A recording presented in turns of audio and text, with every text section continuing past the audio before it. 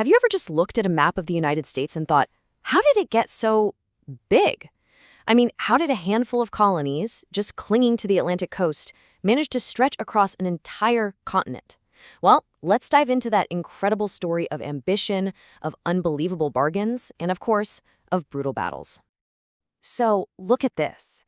In 1776, the United States was really just this sliver of 13 states right along the coast.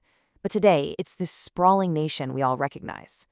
The journey between these two maps is, honestly, one of the most rapid and dramatic expansions in world history. So the big question is, how on earth did it happen? All right, so our story has to start at the very beginning, with a revolution, because before the United States could grow, it first had to, exist. It all kicked off with rising tensions, things like the Boston Massacre back in 1770. By 1776, the colonies had had enough. They declared their independence, and that sparked a long, really difficult war.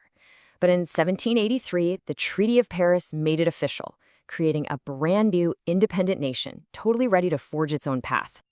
So, with independence finally secured, the young nation almost immediately stumbled upon this opportunity, one that wouldn't just help it grow, but would totally transform its destiny with a single, incredible deal.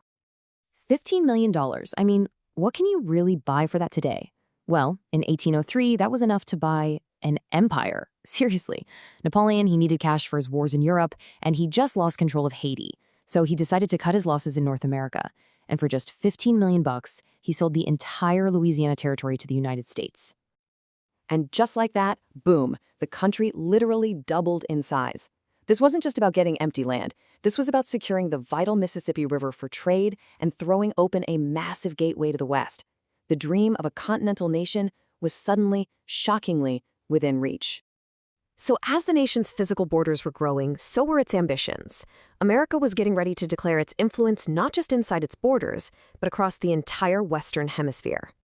And in 1823, President James Monroe basically laid down the law with what we now call the Monroe Doctrine. The message to Europe was simple, and it was blunt. The Americas are no longer open for colonization. Hands off. Just think about the sheer confidence, the audacity, really, behind that statement.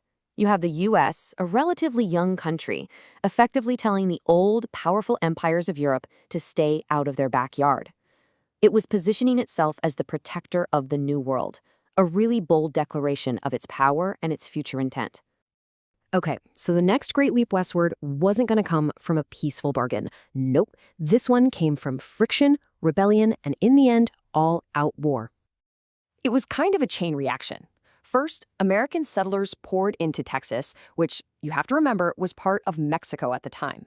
Then, those settlers rebelled and formed their own independent republic. The final domino fell in 1845 when the U.S. annexed Texas, basically making it part of the country, which kicked off a border dispute that led directly to war. And the outcome of that war? It was completely transformative. In 1848, the war ended. In exchange for, get this, $15 million, Mexico ceded a vast territory that would become California, Nevada, Utah, Arizona, and so much more. The map of the United States was just radically redrawn. With the Southwest now in its hands, the final pieces of the continental puzzle really started falling into place, finally fulfilling that vision of a nation stretching from coast to coast. Now, just 2 years before the war with Mexico ended, a diplomatic solution was found for the Pacific Northwest. In 1846, the U.S. and Great Britain signed the Oregon Treaty, and that peacefully established the border we know today and secured the nation's path straight to the Pacific Ocean. And then, a stroke of unbelievable luck changed everything. The very same year the U.S. acquired California, someone discovered gold. Well, the news spread like wildfire, and the gold rush was on. Hundreds of thousands of people flooded westward, populating these new territories almost overnight and cementing American control of the West Coast. The sheer scale of the wealth was just staggering. We're talking over $2 billion worth of gold pulled from the earth in just a few years. This massive injection of capital fueled the American economy like nothing else, financing its incredible growth and industrial might. And then there was the final major land deal, which came in 1867. The U.S. bought Alaska from Russia for a mere $7.2 million, which works out to about 2 cents an acre. What a lot of people at the time called a frozen folly would later prove to be an absolute treasure trove of resources. So there you have it. By the late 19th century, the United States had pretty much achieved its continental form. It was built through diplomacy, through war, and through some incredible fortune.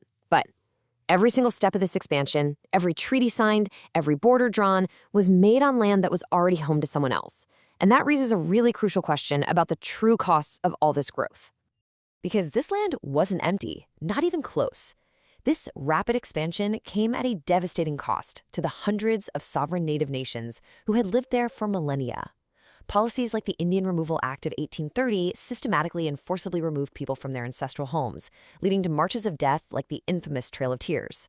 So while one story tells of manifest destiny and progress, another, equally true story, tells of a stolen country. And it's that crucial, painful perspective that lies at the very heart of this entire continental story.